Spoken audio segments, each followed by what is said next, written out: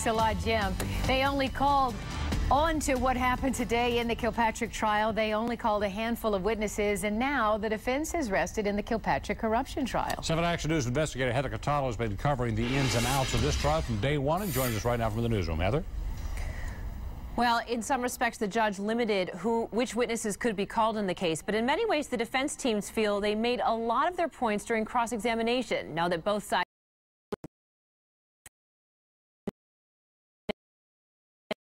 will spend the next 20 years in prison or not.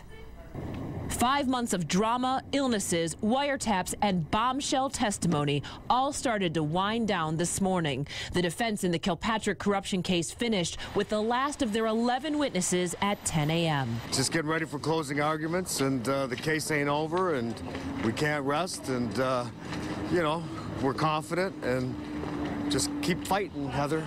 That's all we can do at this point. Judge Nancy Edmonds then asked former Detroit Mayor Kwame Kilpatrick, his father Bernard Kilpatrick, and his friend Bobby Ferguson if they wanted to testify in their own defense. The three are accused of running a criminal enterprise out of City Hall. They all said no and that they are comfortable with their decisions. Kilpatrick and Ferguson's prior criminal convictions could come into play if they had taken the stand. Federal prosecutors estimate they have called about 100 witnesses in the historic trial.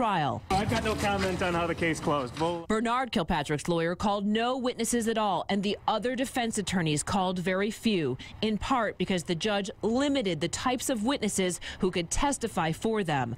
Ferguson lawyer Mike Rattay says the defense teams made their arguments when they questioned the government witnesses. I keep telling you all that the case has always been in the cross-examination, and whether or not these witnesses have held up to cross-examination, and the jury's going to be the ultimate arbiter of that situation, of the facts.